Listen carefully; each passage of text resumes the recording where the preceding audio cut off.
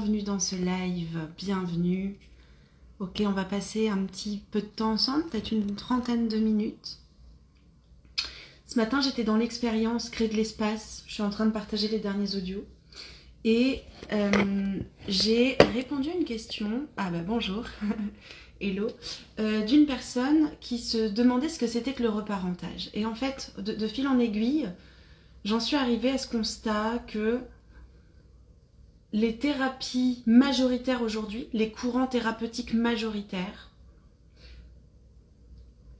le courant dominant pour l'instant en France, c'est encore beaucoup la psychanalyse, et puis les TCC et même les accompagnements, les nouvelles formes d'accompagnement comme le coaching, peuvent aggraver les traumas du développement. Bonjour. Et je vais vous expliquer tout ça. Le premier point qui me semble important, c'est de dire à qui je parle. À qui je m'adresse là? Le sujet, c'est pas les traumas du développement, c'est les personnes. Ah Arnaud, coucou. Je sais pas si je suis contente de te voir Arnaud. Les personnes avec lesquelles je travaille, c'est des personnes extrêmement sensibles qui se sentent décalées par rapport au reste du monde, qui ont l'impression de ne pas trouver leur place, de ne pas comprendre ce qu'elles foutent là, d'avoir beaucoup de mal dans leurs relations. Ce sont aussi des personnes qui développent des symptômes, et c'est souvent pour ça qu'elles viennent. Alors, pendant très longtemps, la porte d'entrée, ça a été le trouble alimentaire. Donc les personnes venaient en disant j'ai des compulsions alimentaires, j'ai des TCA. C'est plus uniquement ça. Ça peut être des addictions, mais ça peut être aussi d'autres symptômes chroniques, de l'anxiété chronique. J'ai des personnes qui font des migraines, par exemple, depuis des années et des années. J'ai dit de l'anxiété, de l'insomnie.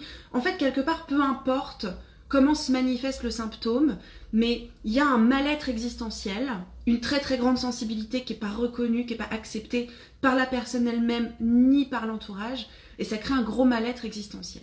Ce que je peux voir chez les personnes avec lesquelles je travaille, c'est que toutes, et je parle des personnes avec lesquelles je travaille, toutes, elles ont vécu des traumatismes du développement. Et je vais vous dire très simplement ce que ça veut dire.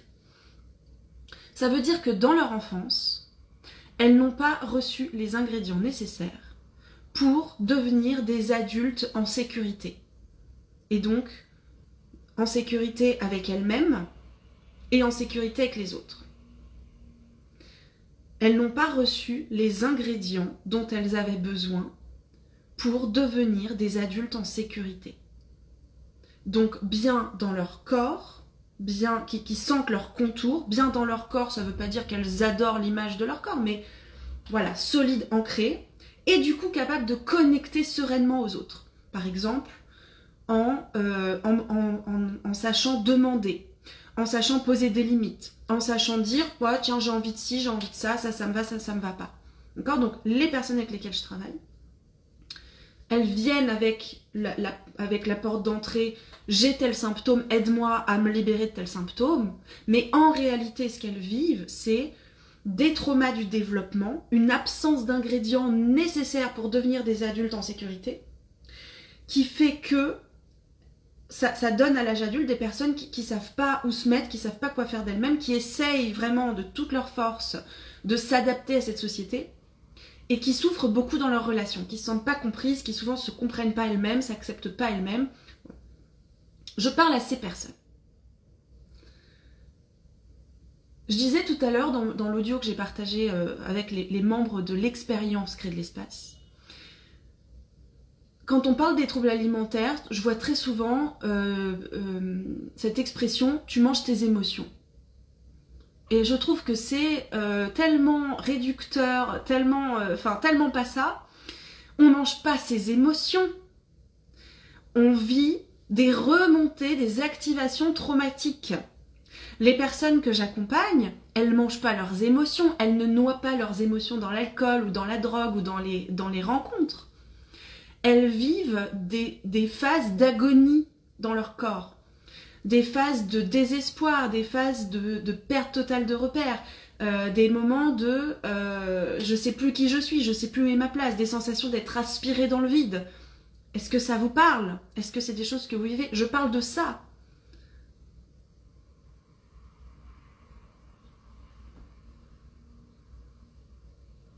j'ai mes notes à côté, je veux juste rien perdre. Et je voudrais vraiment être centrée parce que mon cerveau, il part dans tous les sens, il ouvre 50 000 tiroirs et je voudrais vraiment vous donner l'essence du message. Donc, on va prendre des espaces pour recentrer. Ok, est-ce que ça déjà c'est clair? Est-ce que ça fait sens? Je m'adresse pas à n'importe qui, je m'adresse pas à tout le monde. Je suis pas là pour débattre sur ouais mais moi j'ai fait du coaching et ça m'a aidé. Formidable. Je parle des personnes qui n'ont pas reçu les ingrédients dont elles avaient besoin et qui sont des adultes qui savent pas quels sont leurs contours, qui savent pas qui ils sont. Et d'ailleurs, une phrase que j'entends le plus dans mes accompagnements, c'est « je ne sais pas qui je suis ». Je ne sais pas qui je suis. Et tout est là, ça veut tout dire. Je ne sais pas qui je suis. Ça veut dire je ne sens pas mon ancrage, je ne sens pas mes contours, je ne sais pas quelle est ma distance par rapport aux autres, je ne sais pas exister par rapport à l'autre, je ne sais pas exister dans ce monde, je ne sais pas qui je suis. Maintenant, un point important. Bah tant mieux. Je suis contente que tu sois là, Mélanie, parce que c'est toi qui m'as inspiré ce live. Et je suis contente, Arnaud, que tu sois toujours là. Alors, l'autre chose qui est très importante, hello Clara aussi, je suis contente de vous voir, c'est que ces personnes avec lesquelles je travaille, super, Ludivine aussi, ça te parle, elles n'ont pas forcément conscience, vous n'avez pas forcément conscience de ce que je dis. Parce que quand on entend trauma, on pense... alors, il y a deux choses. D'abord, quand on entend trauma, souvent on imagine... comment il s'appelle? Oliver Twist, quoi. On imagine... comment il s'appelle dans Les Misérables? On imagine Cosette, on imagine une maltraitance caractérisée, hyper visible. Et donc, souvent, la première chose, c'est que vous banalisez ce que vous avez vécu. C'est-à-dire qu'au fur et à mesure de l'accompagnement, vous vous rendez compte que je pensais ne pas avoir du tout de problème, etc. d'enfance, ne pas avoir une maltraitance, et vous vous rendez compte que quelque part il y en a eu. Ça ne veut pas dire qu'on juge vos parents ou votre enfance, parce que chaque personne fait comme elle peut. Voilà, je veux dire, il y a des parents qui font pas comme ils peuvent, mais il y a aussi des parents qui ont fait comme ils ont pu et qui n'avaient pas accès à tout ce à quoi nous avons accès, d'accord? Mais souvent vous vous rendez compte que, ah ouais, en fait, c'est hyper grave ce que j'ai vécu. Avec joie, Mélanie, je suis contente. Et ça demande du temps. Mais la deuxième chose, c'est aussi que parfois, vous pensez que un traumatisme, c'est des événements hyper violents et reconnus objectivement comme des agressions. Sauf que ce qui crée du traumatisme, c'est aussi tout ce qu'on n'a pas reçu. Et il y a une citation qui circule sur Instagram, c'est peut-être le compte Soma International, je sais plus, mais je l'ai cité dans le groupe ce matin de l'expérience. Le trauma, c'est pas que ce qu'on a vécu, c'est aussi tout ce qu'on n'a pas reçu. Et ça, c'est hyper important.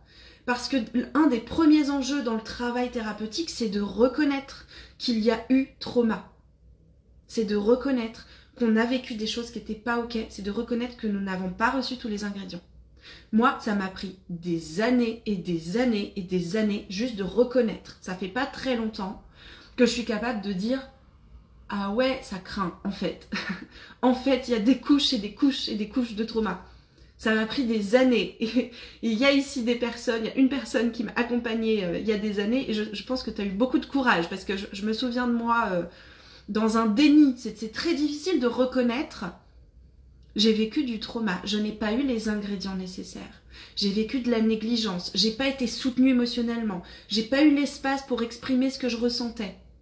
C'est beaucoup plus subtil que juste, entre guillemets, juste se prendre des coups. Et ça peut être très compliqué quand on n'a pas vécu d'agression, de reconnaître qu'on n'a pas eu les ingrédients pour se construire. Par exemple, si vous aviez des parents très très préoccupés par leur situation financière ou un parent malade ou un parent en dépression, eh bien vous n'avez probablement pas eu l'espace nécessaire pour construire cette sécurité. Sauf si, à côté, il y a d'autres personnes qui ont joué un rôle sécurisant. D'accord? Mais c'est important de voir le système. Donc c'est très important pour moi de poser tout ça déjà, de voir à qui on parle, de quoi on parle.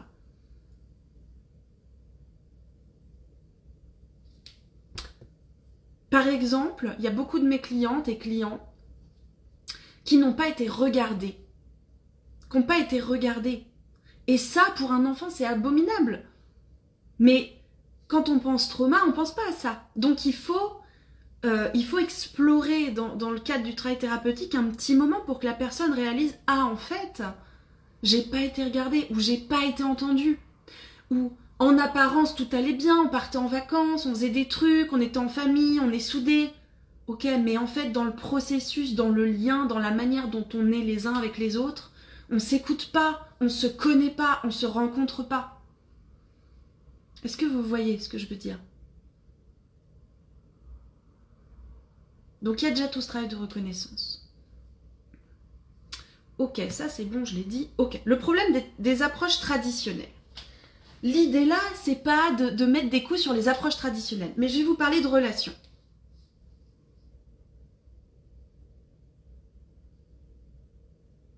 Le problème, c'est que la majorité des approches qui existent aujourd'hui en France ne sont pas des approches humanistes. Je vais ensuite apporter une nuance. Donc ne vous énervez pas, ou énervez-vous si vous voulez, mais je vais ensuite apporter une nuance. Parce qu'en fait, c'est pas une question de thérapie, c'est une question de personne. C'est une question de comment la personne est dans la relation thérapeutique, comment le thérapeute se comporte avec ses clients. Et finalement, on peut être un coach, on peut être un kiné, on peut être un thérapeute, thérapie brève, TCC, on peut être un psychanalyste et être profondément humaniste dans la manière dont on est avec ses clients. À l'inverse, on peut mettre sur sa plaque thérapie humaniste et ne pas être humaniste dans l'incarnation, dans la manière dont on est avec ses clients. Donc j'ai mis ce titre de live parce qu'il fallait mettre un titre et pour que ça vous parle, mais en réalité je parle de la relation et de la capacité à être dans une relation de personne à personne. Je vais vous expliquer, je vais mettre de la clarté.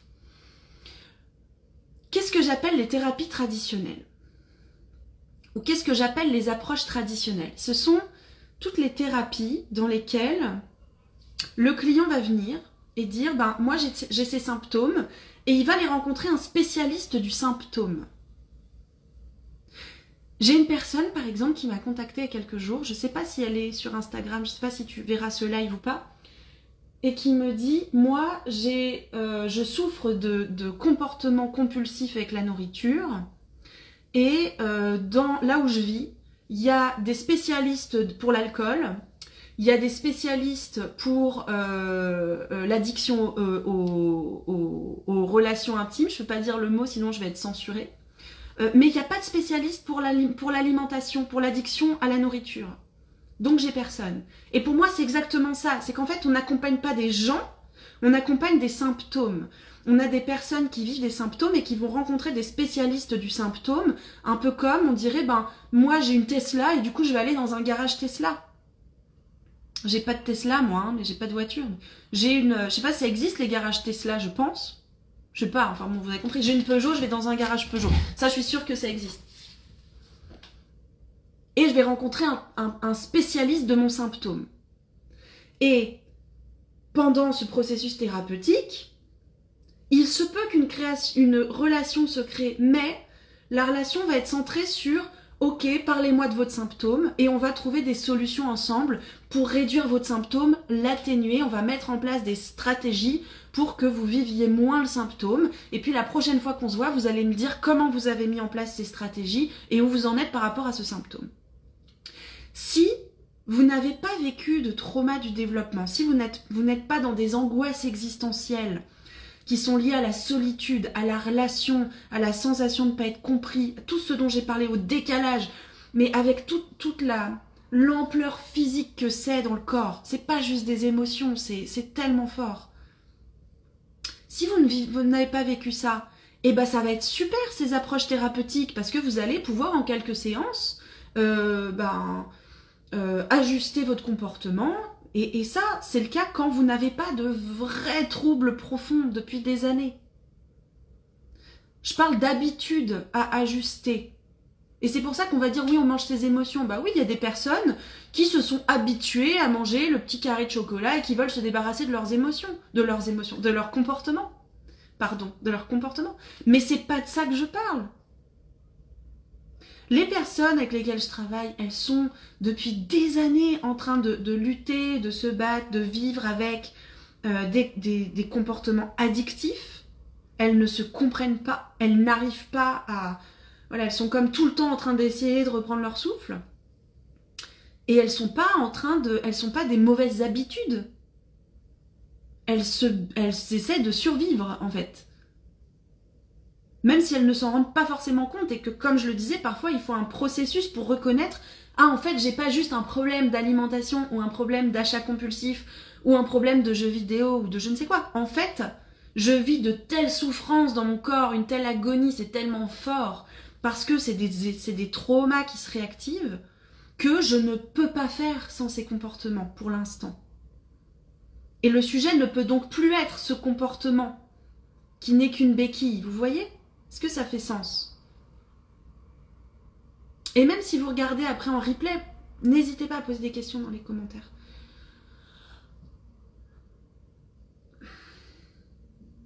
Donc, dans ces approches traditionnelles centrées sur le symptôme, et ben en fait, ce qui se passe, c'est que il y a des dynamiques de domination qui vont se recréer.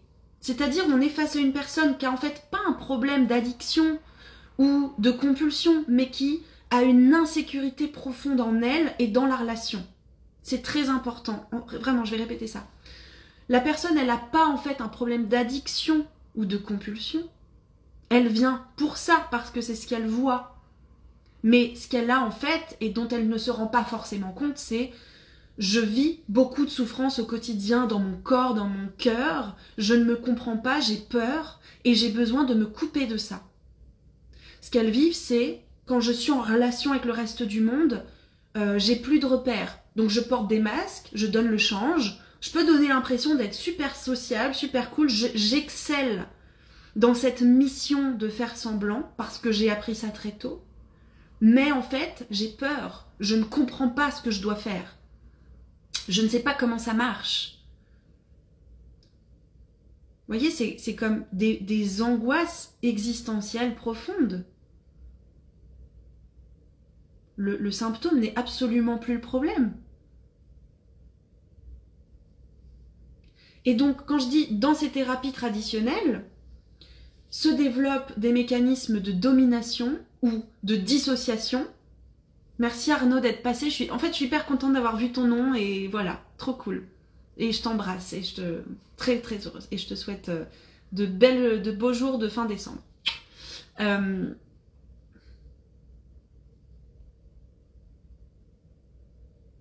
Arnaud qui m'a beaucoup accompagnée dans mon cheminement et qui est toujours potentiellement une figure importante. Et que certains d'entre vous ont vu, il y a quelques années, on avait fait un atelier. Alors bref. Oui, les mécanismes de domination ou de dissociation. Quand le thérapeute est dans une posture dogmatique, il joue au thérapeute, il a appris qu'un thérapeute, ça doit se comporter comme ça. Un thérapeute, ça doit maintenir une distance, ça doit être dans une neutralité bienveillante. Un thérapeute, il parle pas de lui. Un thérapeute, il parle pas de ses émotions, il les gère. Quand le thérapeute a appris ça, eh bien, il va se comporter avec son client avec une certaine distance. Et ça va pas permettre la mise en place d'une relation. Je suis gênée par la lumière. Ça ne veut pas dire qu'une relation ne peut pas se créer un peu accidentellement malgré ça, mais ça va pas permettre à une relation de se créer. Le client, il doit souvent faire semblant ou répondre à des attentes implicites du thérapeute ou explicites.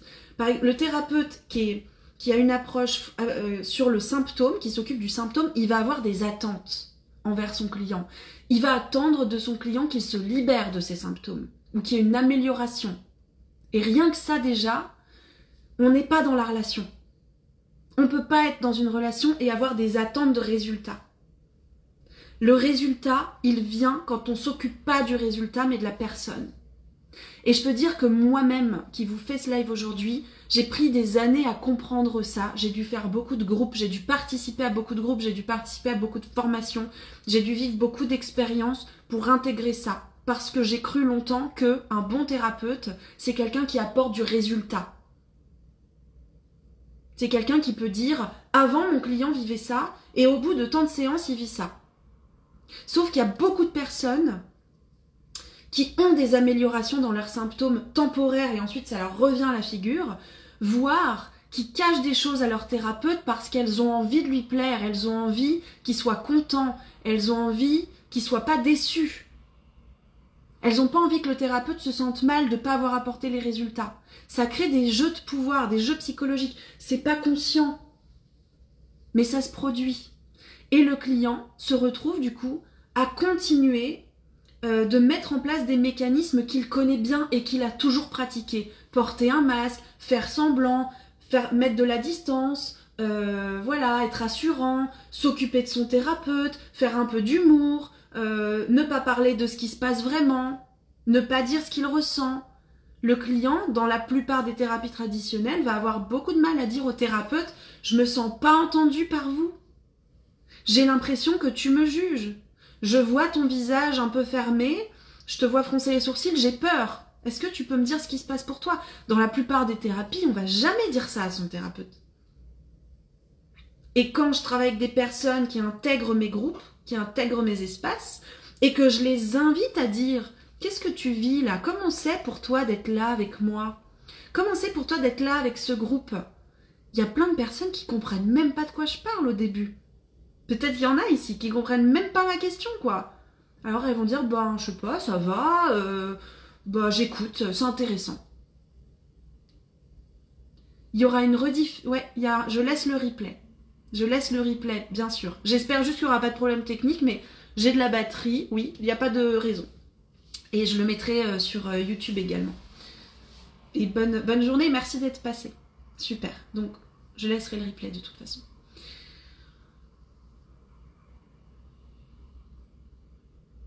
Oh, j'ai perdu le fil. Je vais le retrouver.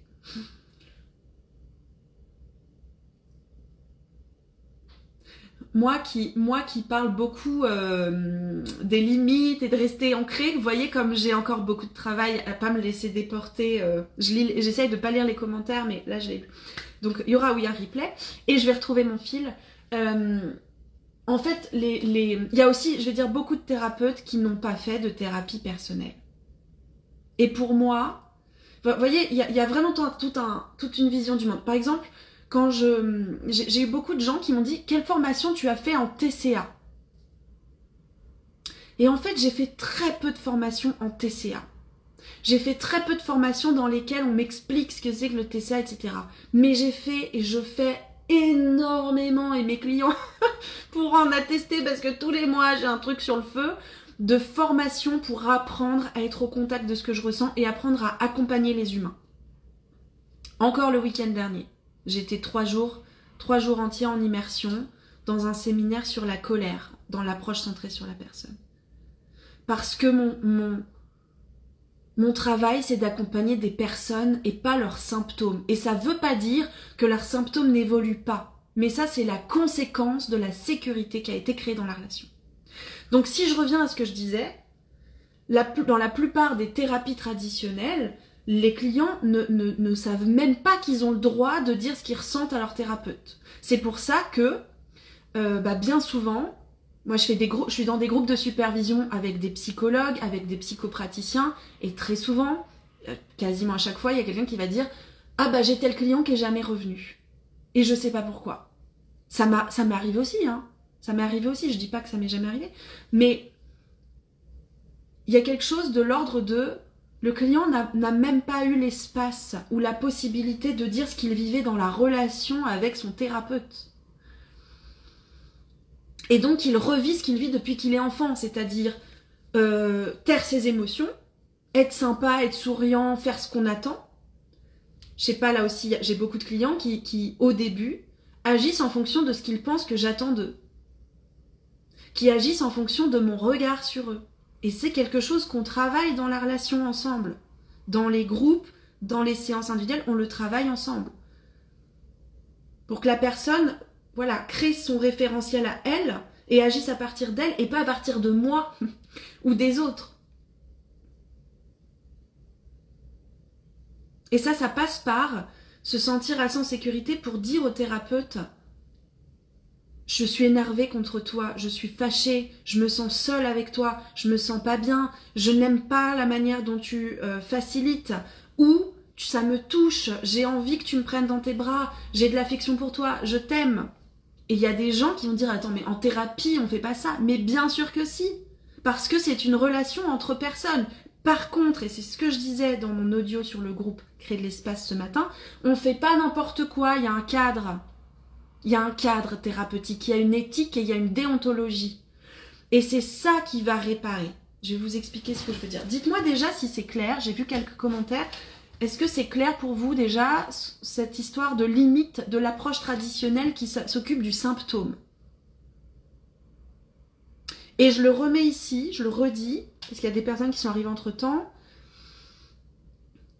Le sujet n'est pas la thérapie brève, les TCC, le coaching, machin truc, l'hypnose, on s'en fout, c'est pas ça le sujet. Le sujet, c'est la capacité du thérapeute à s'engager dans la relation. Et il y a des thérapeutes profondément humanistes qui ne le savent pas, qui mettent pas ce mot-là, mais qui sont vraiment eux-mêmes dans la relation, qui s'engagent, qui parlent de ce qu'ils ressentent, qui parlent de ce qu'ils voient. On peut être coach et profondément humaniste, bien sûr. Et pour moi, c'est surtout une question d'avoir fait de la thérapie personnelle, d'avoir vraiment fait un travail thérapeutique solide.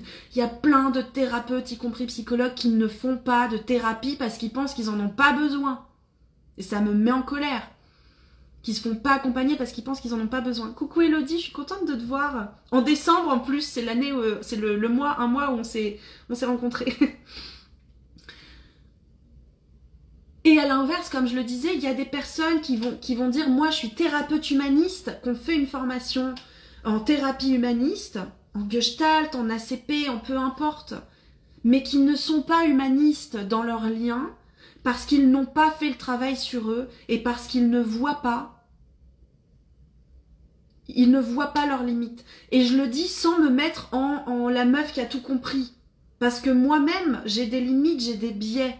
J'ai des points de vigilance, mais c'est pour ça, comme je le disais, que je me forme sans cesse à l'expérience.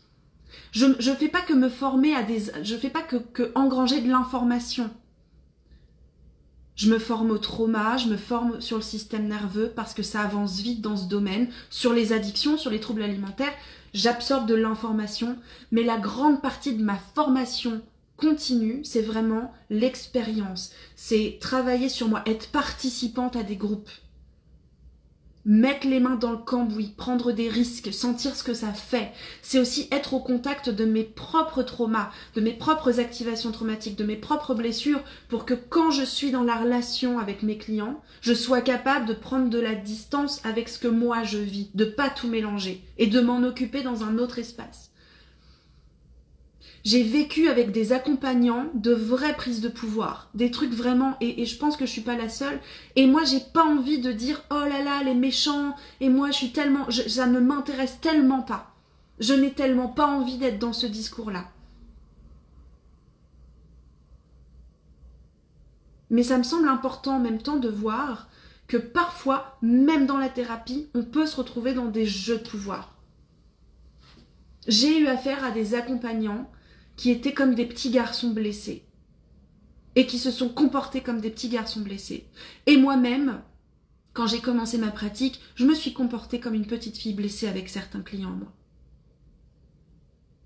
Et puis, ce qui est intéressant, c'est que la plupart des clients qui sont venus au début de ma pratique reviennent aujourd'hui.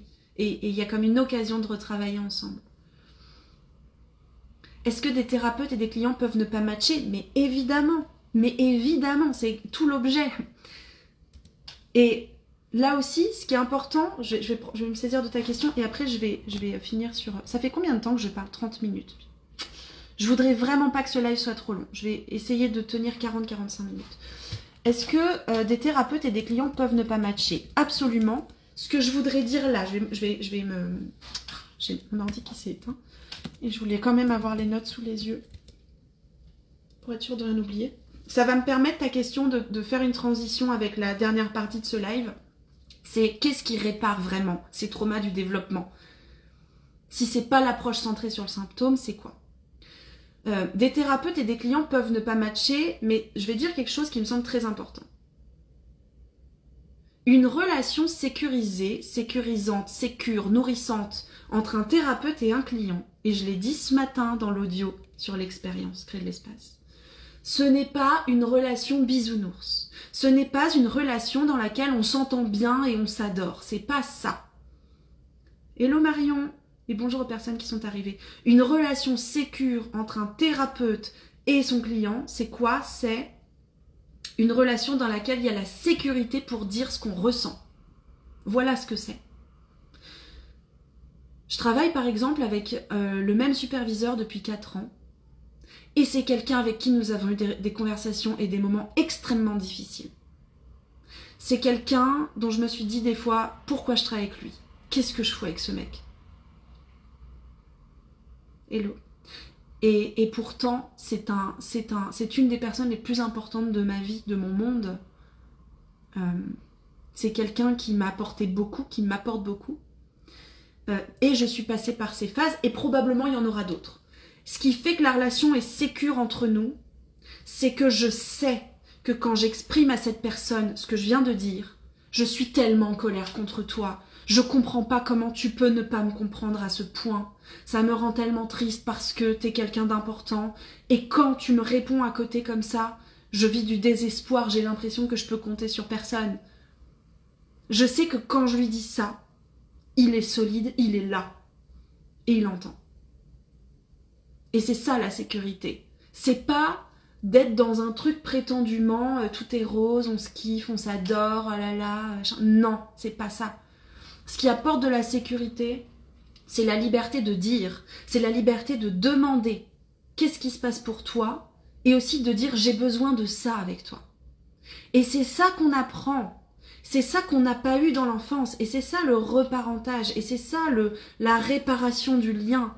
Ce que je disais dans ce fameux audio, c'est avoir au moins une expérience relationnelle dans laquelle on vit ça. J'ai le droit de me mettre en colère sans que l'autre me dise « Ah bah de toute façon ça va jamais, j'ai bien compris que j'étais trop nulle », sans que l'autre s'effondre, sans que l'autre nous envoie promener, sans que l'autre nous envoie de la violence. C'est vivre au moins une expérience relationnelle dans laquelle on peut dire à quelqu'un en toute sécurité « J'ai tellement d'amour pour toi » sans avoir peur. Sans avoir peur que l'autre comprenne pas, que l'autre comprenne mal, sans avoir peur que ça dérape, que ça dérive. C'est ça le cadre. C'est pouvoir recevoir, quand on est en présentiel, du contact physique, sécurisant, un câlin, une main sur l'épaule, n'importe quoi que le thérapeute aurait l'élan de faire vers son client et lui demande évidemment est-ce que ça te va, est-ce que tu veux que je me rapproche, d'avoir un client qui dit j'aurais envie que tu sois plus proche. Il y a un cadre, il y a une éthique, une déontologie. On ne fait pas n'importe quoi avec ses clients. Mais c'est s'autoriser ça. Et dans la plupart des thérapies traditionnelles, on ne fait pas des câlins à ses clients. Ce que je disais ce matin dans cet audio, et c'est très important, faire un câlin à son client, ça n'est pas une stratégie.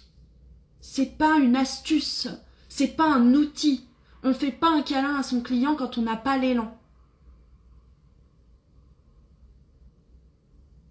Je raconte souvent cette anecdote lors d'une de mes formations, qui n'était pas la formation ACP, mais je dirais approche centrée sur la personne, mais l'autre, mais je ne vais pas la nommer. Je faisais un échange en binôme avec un participant, et il y a une assistante qui est venue nous voir. Et puis cette assistante, je l'avais rencontrée la veille, et on s'était à peine parlé. Et puis elle me dit Macha, je t'aime comme tu es. Et bah je peux pas, vous dire la colère que ça a fait en moi cette phrase, parce que ça, c'est pas de la congruence. Tu peux pas m'aimer comme je suis, tu ne me connais pas. Mais par contre, mon thérapeute, ou ma thérapeute, parce que j'en ai deux, avec lequel ou laquelle j'ai créé une relation vraie, dans laquelle je sais qu'ils vont me dire ce qu'ils vivent vraiment, dans laquelle il n'y a pas de non-dit, il n'y a pas de jeu psychologique. Si l'un ou l'autre me dit je t'aime comme tu es, ou tu me touches, ou j'aime cette partie de toi, je sais que c'est vrai.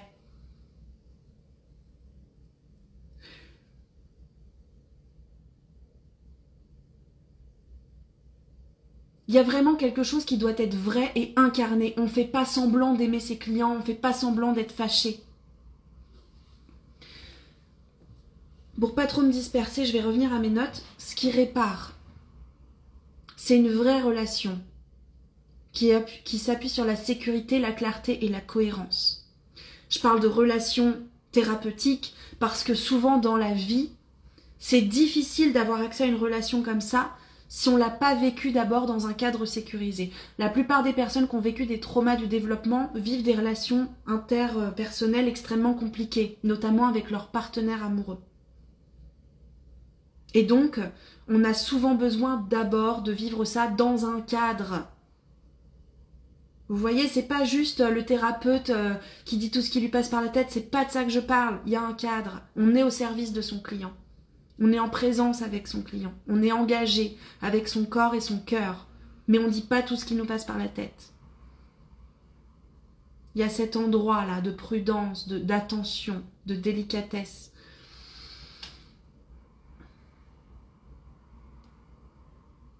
Ce qui répare, c'est ça, la possibilité pour le client d'exprimer ce qu'il ressent dans l'instant, y compris et surtout dans sa relation avec le thérapeute ou avec les membres du groupe. Parce que ça, quand on a vécu des traumas du développement, quand on n'a pas eu les ingrédients nécessaires, tout ça, merci Elodie, bonne fête aussi, tout ça, on ne sait pas le faire. On ne sait pas qu'on a le droit de le faire, on ne sait pas qu'on peut le faire, on ne sait pas qu'on a les compétences pour le faire. Ça s'apprend. Ce qui répare, c'est le thérapeute engagé dans la vraie relation. Engagé, comme j'ai dit, avec son corps et son cœur. C'est-à-dire qu'il ose parler de ce qu'il observe, mais aussi de ce qu'il ressent. Quand ma thérapeute me dit « je pourrais ressentir, ça me fait l'effet d'une nausée quand vous me parlez de ça, ça m'aide. » Quand ma thérapeute se met en colère, quand je lui parle de choses que j'ai vécues, ça m'aide. Et ça m'aide parce qu'elle ne fait pas semblant. Elle fait pas ça parce qu'elle a appris que quand ton client parle de ses traumas, tu dois être en colère. C'est pas ça. Elle le fait parce qu'elle le ressent vraiment, parce qu'elle est connectée à son corps. Dans beaucoup de thérapies traditionnelles, il y a quelque chose qui est très mental. On reste dans sa tête. On reste sur du cognitif. On se donne de l'information et donc on entretient exactement le problème. Les personnes avec lesquelles je travaille, elles sont très fortes pour être dans leur tête, vous le savez. Vous savez analyser, vous savez donner de l'information, vous savez avoir des dialogues incessants, des ruminations. Vous n'avez pas besoin de ça en thérapie.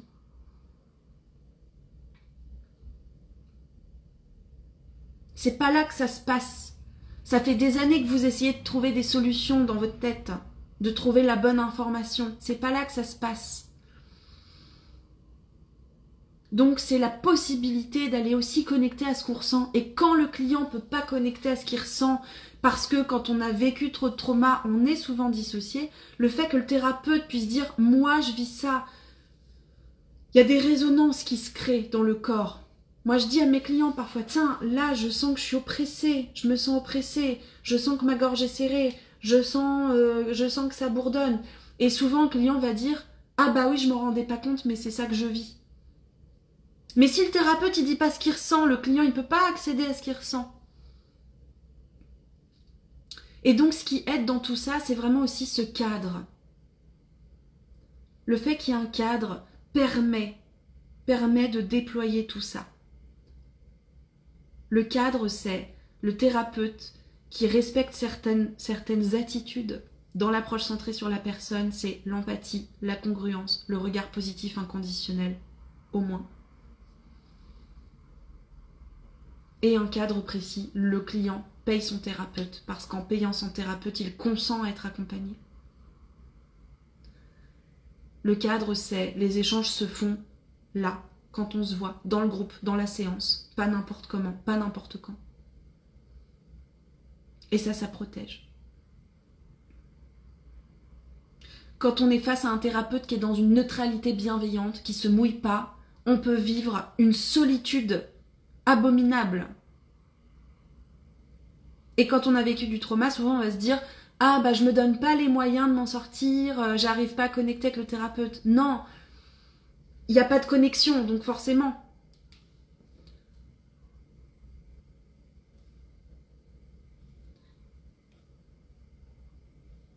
L'idée, la manière dont je travaille, ma proposition vraiment, c'est de créer les conditions de sécurité qui vont permettre aux clients de se découvrir. Et grâce à ça, les symptômes, ils vont bouger tout seuls à leur rythme. Les symptômes sont des béquilles.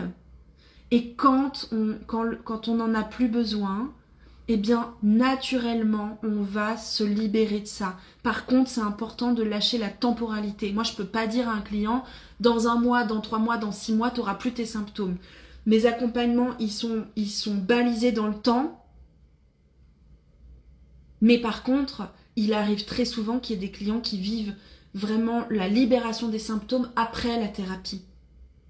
Et ce que je dis souvent, c'est que la thérapie, c'est pas que quand on est en lien ensemble, c'est pas que pendant le moment où on est en lien, les effets, ils se font après. Donc ça, c'est la manière dont je travaille. Tout ce que je dis là, ça veut pas dire que je suis en mesure, capable de faire sentir cette sécurité à tout le monde. Il y a quelqu'un qui disait, est-ce que ça peut ne pas matcher entre un thérapeute et un client? Évidemment. Et dans ce cas, c'est important que vous vous fassiez confiance. Mais, ah oui, j'avais pas fini ma phrase, c'est très important, très très important. Ce que je voulais dire, c'est que ne pas matcher, ça veut pas dire avoir des moments conflictuels. Ce qui va être très important dans la relation thérapeutique, c'est d'essayer de donner une chance à votre thérapeute. Alors, si vous arrivez en séance et que tout de suite vous sentez dans la posture que ça va pas aller, que vous vous sentez dominé, que vous ne vous sentez pas écouté, que vous ne vous sentez pas en sécurité, laissez tomber, cherchez quelqu'un d'autre. On peut avoir besoin de chercher à plusieurs endroits avant de trouver la bonne personne. Ok? Ça, c'est normal. Mais quand vous avez construit une relation thérapeutique, que vous savez que vous avez ressenti de la sécurité, que vous avez confiance en la personne, et qu'à un moment donné, il y a un conflit, où il y a quelque chose qui ne marche pas, vous vous sentez mal dans la séance, vous ne vous sentez pas entendu, je sais pas, il y a quelque chose qui ne va pas, laissez une chance à votre thérapeute. Alors, je le dis pas très bien, mais laissez une chance à la relation, en fait. Laissez une chance à la relation. C'est ça qui va vous apporter de la sécurité. Si vous lâchez la relation, et je parle d'une vraie relation, je parle pas de quelqu'un que vous venez de rencontrer, vous lâchez la relation dès qu'il y a un grain de sable en vous disant « Ah, je pensais que c'était le bon thérapeute, mais en fait, je me suis trompée. Ah, bah en fait, il m'a déçu. » Vous allez entretenir l'insécurité relationnelle. Vous allez continuer à valider que ah bah en fait je pourrais jamais trouver la bonne personne pour moi.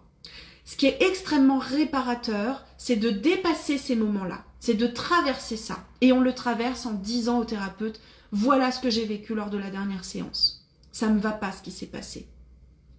Et ça va être désagréable pour tout le monde, vous allez passer un moment inconfortable, mais ensemble vous allez réparer. Et là, je vous garantis que vous allez vraiment gagner en sécurité relationnelle parce que vous allez faire l'expérience, incarner que on peut étirer la relation, elle peut même s'étirer très loin, on peut même envisager à la rompre, mais en fait, quand les deux personnes le veulent, on peut la réparer. Ça, c'est quand même vachement sécurisant. Donc voilà ce que je voulais dire sur cette histoire de matcher. C'est que des fois, il y a aussi des personnes qui vont dire « Ah bah finalement, ça ne matche pas ». Non, ça c'est une protection pour éviter d'avoir la conversation inconfortable. C'est au cas par cas, c'est à vous de l'évaluer. Voilà, dites-moi s'il y a des choses qui ne sont pas claires, je vais lire les derniers commentaires. Et je vais vous parler des groupes aussi que je propose, parce que l'accompagnement il a changé. J'ai supprimé le programme, il n'y a plus de programme. Il y a du groupe. Il y a juste du groupe. Je vais lire vos commentaires, mais je vais vous parler des groupes. À partir de janvier, vous pouvez rejoindre les groupes. Alors, je vais plafonner le nombre d'inscriptions pour qu'on ne soit pas trop nombreux dans les groupes. Les groupes sont plafonnés max à 15 participants. Je propose des groupes à distance, sur Zoom. Je propose aussi des groupes à Paris, mais ils sont pas tout le temps. Ils sont censés être une fois par mois, mais en ce moment, c'est plutôt une fois tous les 3 mois. Mais ça, c'est autre chose. Je parle des groupes en visio. Ces groupes en visio, ils sont facilités selon cette approche dont je viens de parler. L'approche centrée sur la personne. Dans ces groupes, vous allez expérimenter tout ça. Vous allez apprendre à vous sentir en sécurité et à vous ancrer avec vous. Mais, attention, c'est pas parce que c'est des groupes bisounours. C'est pas parce qu'il y a que des personnes très très sensibles que c'est des groupes bisounours. C'est des groupes dans lesquels vous allez vivre exactement l'inconfort que vous vivez dans le reste de votre vie. Je parlais vendredi avec une personne qui veut rejoindre les groupes et qui me disait « Mais moi j'ai peur de ne pas trouver ma place. J'ai peur de ne pas réussir à m'exprimer. » Eh ben je lui ai dit « Tu vas le vivre. » Voilà. Si ça peut te rassurer, tu vas exactement vivre ce que tu as peur de vivre puisque c'est l'intérêt des groupes. Par contre, au lieu de le vivre seul dans ton coin, tu vas avoir la possibilité de le vivre avec le groupe, de l'exprimer, de le dire. Et le groupe, les personnes, tout ensemble, vont en faire quelque chose. C'est ça la différence. C'est pas des groupes dans lesquels tout va être facile, etc. C'est pas ça que je vous propose. Ce sont des groupes dans lesquels vous allez être activés, vous allez vivre des choses pas faciles. Il y a des fois des personnes qui me disent « Je sais pas ce que je fais dans ces groupes, je sais pas pourquoi j'ai pris ces groupes, je sais plus pourquoi, c'est trop difficile. » Ouais, parfait, parce que ce qui est trop difficile, quand tu l'amènes dans le groupe, quand tu arrêtes de considérer que c'est juste ton problème à résoudre, quand tu arrêtes de considérer que c'est pas intéressant et que tu peux l'exprimer, tout se passe là. Donc, je mettrai en commentaire le lien vers la page des groupes, les nouveaux groupes. Maintenant, c'est devenu très simple. Si tu veux intégrer mes espaces, tu t'engages sur 12 groupes à distance, des groupes de 2 heures, sur Zoom. 480 € pour les 12 groupes. Tu règles en 1 à 3 fois. En rejoignant les groupes, tu peux faire de l'individuel avec moi ou du binôme. C'est un format hybride. 2 participants plus moi, comme un mini-groupe. Ça t'ouvre l'accès à ces espaces. Et si tu ne veux pas faire de groupe, si tu ne veux pas faire d'accompagnement avec moi, eh ben, je t'invite à rester connecté pour suivre les prochaines expériences. Où là, ça va être plutôt de la délivrance de contenu sur un thème. On est en train de terminer l'expérience Créer de l'espace. J'en ai beaucoup parlé. C'est une expérience très intéressante à vivre, à proposer. Et la prochaine, qui va arriver très vite là, va être l'expérience identité. Et on va parler de ça. Je ne sais pas qui je suis. Je porte des masques avec les autres. J'ai peur du regard des autres. J'aimerais me détacher du regard des autres. Cette expérience, elle va être là-dessus. Ça va arriver. Donc, suis bien les actus. Alors, les commentaires. Donc, tout ça, pour les groupes, je vais vous poster le lien en commentaire. Et je vais le mettre aussi dans ma bio. Comme ça, vous pourrez aller voir. Moi, j'ai du mal-être dans mon corps en présence d'autres personnes, je crois. Oui. Bah oui, c'est l'enjeu, effectivement, de l'insécurité créée par le lien. Et je peux être en lien que si j'ai un ancrage dans mon corps. Il y a des fois des questions qui reviennent souvent, c'est je ne sais pas quels sont les codes dans les groupes, je ne sais pas comment me comporter. Mais il n'y a pas de code. Et souvent on voudrait avoir une sorte de manuel qui nous dise si tu réponds comme ça, alors t'ajustes. Vous voyez, comme presque un algorithme qui dirait quand l'autre me dit ça, je dois répondre ça. Quand l'autre fait ça, je dois rire. Quand l'autre est comme ça, je dois pleurer. Et il y a aussi plein de personnes qui proposent comme ça des techniques de non-verbal. Assieds-toi comme l'autre personne en face pour lui montrer que tu es empathique. Respire comme l'autre personne pour lui montrer que tu es empathique. En fait, quand on est connecté à son corps, ça se fait tout seul. On n'a pas à être dans la stratégie. C'est parce qu'on est vraiment en présence et de soi et de l'autre et que ça circule entre les deux que de manière naturelle, on va être dans un miroir empathique. Donc si tu as du mal à être dans ton corps en présence d'autres personnes, c'est sans doute parce que le lien te met en insécurité. J'ai vécu cette solitude tellement de fois dans mes relations thérapeutiques. Ouais, c'est très dur à vivre. Et quelqu'un a écrit, Marie, se sentir seule en thérapie, double peine. Oui, double peine. Parce que déjà, aller vers un thérapeute, c'est fatigant, c'est difficile, c'est déjà un effort. Et souvent, on arrive et on veut juste se déposer. On est au bout d'un processus. Et quand on se retrouve avec quelqu'un par qui on ne se sent pas compris ou entendu, c'est absolument terrible, on se sent très seul. Et en plus, on peut être tenté de se dire... Mais si même avec un thérapeute, je me sens pas bien, j'ai vraiment un problème. Et moi, je veux vous dire là que vraiment, il y a beaucoup d'espaces thérapeutiques qui ne sont pas appropriés pour accompagner les personnes qui ont des traumas relationnels. Ça ne veut pas dire que ce sera jamais bien. Moi, aujourd'hui, j'ai plaisir à aller vers du coaching, j'ai plaisir à aller vers de l'approche par solution à certains endroits précis. Mais aussi parce que je sais me protéger et je sais dire, là, non, ça me va pas. J'y arrive pas tout le temps. J'ai eu une expérience très désagréable thérapeutiquement il y a pas longtemps d'ailleurs.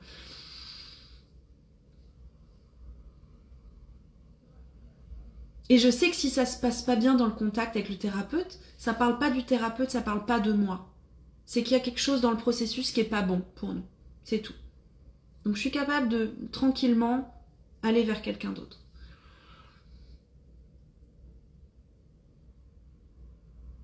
Je sais plus ce que je disais. Voilà. Ça c'est classique. Tout est clair et juste. Tant mieux. Je suis ravie. Tant mieux, tant mieux. Ce qui est dur, c'est qu'on peut pendant longtemps choisir des thérapeutes ou des coachs qui vont faire continuer le mécanisme. Bah oui. Et c'est là où il est important, et je sais que c'est pas facile, de vous faire confiance. Et de trouver cet endroit-là. C'est-à-dire que cet endroit de je vais pas lâcher l'accompagnement à la moindre difficulté, je vais essayer d'exprimer. Mais par contre, si je me rends compte que physiquement je suis pas en sécurité, alors c'est pas pour moi. Et c'est là vraiment, c'est à vous d'arbitrer cet endroit. C'est pas à moi, j'ai pas l'algorithme qui dit dans telle situation tu dois continuer, dans telle situation tu dois arrêter. Et c'est ça le truc, c'est pour ça que j'invite toujours à qu'est-ce que tu ressens, qu'est-ce que tu vis. C'est la question que je pose le plus souvent dans mes espaces thérapeutiques. Qu'est-ce que ça te fait vivre? Avec quoi tu es? Parce que c'est à partir de ça que vous allez pouvoir sentir si la relation elle est solide, mais là on vit un moment compliqué, ou si en fait cet accompagnement il n'est pas pour moi. Cette personne-là, elle n'est pas pour moi. Et c'est pas grave, parce que il y a plein de personnes pour qui ça ira très bien de travailler avec ce thérapeute ou cet accompagnant. Il y en a plein des thérapeutes, on est plein. Donc vous n'avez pas besoin de vous agripper à un accompagnement qui n'est pas bon pour vous. Mais je vous invite avant de quitter votre relation thérapeutique, à essayer d'exprimer au thérapeute. Et ça, en fait, ça va assez facilement vous permettre de voir. Vous allez voir. Si le thérapeute est défensif, s'il vous envoie bouler, s'il se fâche, s'il vous écoute pas, s'il se justifie, bon, c'est que c'est peut-être pas le bon endroit. Mais vous pourriez être surprise et surpris de ce qui peut se passer si vous exprimez votre inconfort et que votre thérapeute vous entend et vous accueille. Vous pourriez être vraiment surpris, et non seulement de ce que ça va apporter à la relation, mais aussi à votre vie en général.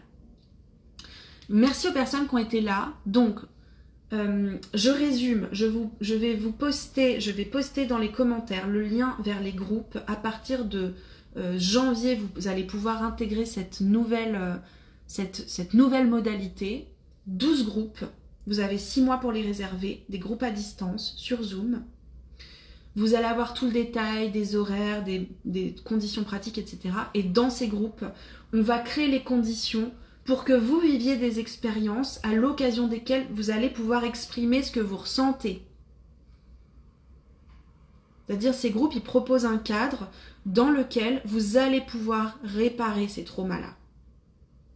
Parce que vous allez être invité à exprimer ce que vous ressentez. Ça ne va pas forcément se faire en un groupe ou 2 groupes, c'est pour ça que je demande un engagement sur 12 groupes. Parce que l'expérience dans les groupes, elle n'est pas linéaire. Il y a des groupes que vous allez adorer. Il y a des groupes qui vont être difficiles. Vous allez douter, vous allez vous poser des questions. Et c'est important, quand on est au creux de la vague, de ne pas quitter cet espace, parce que sinon on ancre l'idée que « Ah bah en fait j'ai pas ma place. Ah bah en fait les groupes c'est pas pour moi. Ah bah en fait non. » On va aller plus loin que ça. On va traverser ça, ensemble. C'est des groupes dans lesquels on est invité à être dans sa vérité. Et quand on ne sait pas ce qu'est notre vérité, eh ben on va apprendre à s'y connecter. Et c'est ça qui va faire que vous allez grandir votre sécurité. Et c'est ça qui va faire que vos symptômes vont vous lâcher dans la temporalité qui est la vôtre. On va s'occuper de la relation. On va s'occuper de comment vous vous sentez avec les autres. On va aller regarder ce qui a mal, on va aller regarder ce qui a besoin d'être vu et entendu. Et c'est ça qui va avoir une action sur vos symptômes. Ah, mais je suis tellement... Marie, je suis tellement touchée de lire ça. C'est... Voilà, c'est indescriptible. Je me réjouis aussi d'aller vers 2025 avec toi. Et merci aussi d'être là. Et d'ailleurs, j'en ai en profité pour dire ça. Je me suis dit que je disais pas assez à mes clientes comme je vous aime. Alors, il y a des personnes que je connais depuis longtemps. Et vraiment, je suis tellement honorée. Et je te l'ai déjà dit à toi. Je suis honorée, vraiment, vraiment, vraiment. Je dis pas ça comme ça. Lila, les horaires, je vais les poster dans la description. Les horaires des groupes, c'est... Je propose chaque mois 6 créneaux en moyenne. Vous ne vous inscrivez pas à tous les créneaux, vous choisissez. Et les horaires, c'est en semaine. Pour l'instant, il n'y a pas de groupe le week-end. Les seuls groupes qui sont le week-end, ce sont les groupes en présentiel sur Paris, quand il y en a. En semaine, il y a au moins un groupe le soir de 20h à 22h, généralement le mardi. En général, j'essaye d'en faire 2 par mois. Un groupe de midi à 14h le jeudi, au moins, ou le mardi. Et puis j'en fais le vendredi de 10h à midi, et parfois de 14h à 16h, plutôt le mardi ou le jeudi, mais c'est en semaine, c'est pas le mercredi. En journée, c'est 10h midi ou midi 14h, c'est la majeure partie des créneaux proposés, ou 14-16. Par exemple, en janvier, il y a 2 groupes de 20h à 22h, un le vendredi 17, un le mardi 21. Il y a 4 groupes de midi à 14h, sur des mardis et sur des jeudis, 4, 5, 6, ou 3. Et il y a un groupe de 10h à midi le vendredi 31. J'ai fait le planning hier, c'est pour ça que je m'en souviens. Et un autre de 14 à 16, je sais plus quel jour. Voilà, pas le week-end, 2 heures, et voilà. Je vous laisse là-dessus, je vous remercie d'avoir été là. Je vous invite à vous remercier d'avoir été là. J'espère que ça vous a apporté des éclairages. J'espère que ce live il va vous permettre de vous accepter plus, de vous comprendre plus. Et pour les quelques personnes qui sont encore là, j'ai envie de vous demander avec quoi vous avez envie de repartir. Si vous deviez prendre une seule chose de ce live, la garder pour vous, une chose qui vous aide, une chose qui vous apporte une prise de conscience, une chose qui peut changer votre manière de voir, vous, le monde, peu importe, la thérapie, ce serait quoi? Et je vous laisse juste quelques instants pour l'écrire si vous le souhaitez. Ça permet aussi d'ancrer, voilà, de pas juste écouter comme ça, mais d'ancrer également le message, de prendre l'essence, l'essentiel. Et ça change. Je fais une petite parenthèse, mais ça aussi j'en parlais dans l'expérience Créer de l'espace. Cette petite minute qu'on prend pour conscientiser, voilà avec quoi je repars, ça va démultiplier l'heure que vous avez passée avec moi, parce que ça doit faire 1 heure, puis ça fait 1 heure. J'ai pas tenu le timing. Ça va démultiplier tout ce que vous avez entendu. Ça fait qu'au lieu d'avoir juste écouté pendant 1 heure, vous allez repartir avec quelque chose de concret. Ça va changer quelque chose, ça va imprimer. Donc, écrivez-le maintenant ou en replay. Et si vous n'avez pas envie de le mettre dans les commentaires, envoyez-moi un message. Réparez le lien. Ouais.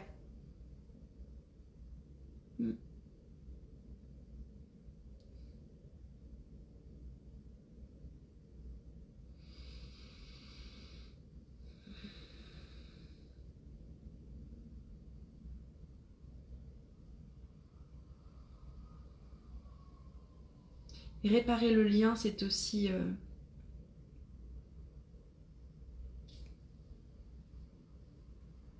délimiter ce qui est à moi, ce qui est à toi, ce qui est ok ou pas.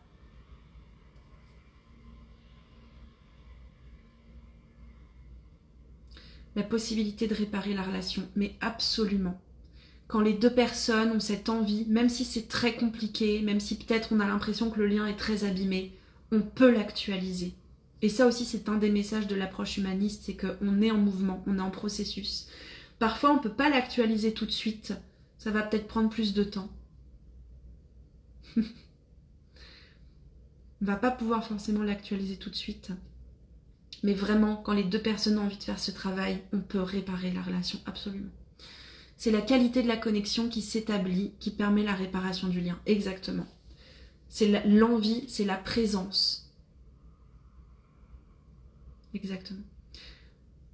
Je me sens angoissée, à vrai dire, donc du mal à prendre le recul sur avec quoi je repars. Okay. Est-ce que c'est quelque chose qui s'est passé au cours du live qui t'angoisse ou ça n'a rien à voir? Accepter que parfois le lien peut être difficile mais qu'il peut s'actualiser. Mais clairement, mais clairement. Et ça, on en parle beaucoup dans les relations amoureuses dans lesquelles on est souvent habitué à raisonner en termes de je reste ou je pars. Et je sais que je vais genrer, je suis désolée, je vais genrer. Je vois beaucoup de femmes, bah c'est ce que je crois, c'est ma vérité hein, du moment. Je vois beaucoup de femmes qui font beaucoup d'efforts pour essayer d'actualiser leur relation, qui mettent beaucoup de soins, qui se questionnent beaucoup, qui font beaucoup de thérapie. Et le lien peut absolument être actualisé. En revanche, ça demande aussi le concours et l'envie des deux personnes. Parce que vous ne pouvez pas porter tout seul sur vos épaules. C'est important ça aussi. Et d'ailleurs, dans la relation thérapeutique, c'est pour ça que je vous invitais à laisser une chance à la relation thérapeutique. Si vous partez de la relation à la moindre difficulté, eh bien, le thérapeute, il peut pas réparer la relation tout seul, quoi. Et je vais juste vous dire un truc. Ça fait quelque chose à votre thérapeute quand vous disparaissez sans rien dire. Je vous le dis. Je parle pas que de moi. Je parle de j'en côtoie des dizaines et des dizaines. Ne pensez pas que vous comptez pas. Ne pensez pas que c'est un non-événement. Ça fait quelque chose. C'est pas pour culpabiliser, hein, c'est que c'est important. La relation qu'on crée avec nos clients, elle est importante. Donc ce qui t'angoisse, c'est en lisant les commentaires, la possibilité de réparer la relation. C'est ça qui t'angoisse.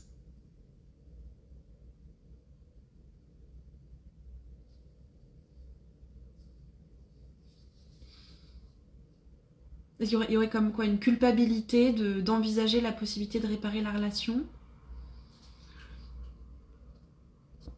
Il est 11h05, on va finir le live, hein, parce que là, qu'est-ce que c'est que ça? Ouais, ok. Ah, ok, ça marche. Je répondais à ce que je garde de ce live. Oui, la possibilité de réparer la relation, bien sûr. Bon, je vous laisse, je poste les liens. Je vous souhaite une bonne journée, je vous dis à bientôt. Prenez soin de vous, de vos relations. Merci d'avoir été là. C'est agréable d'être avec vous. À bientôt.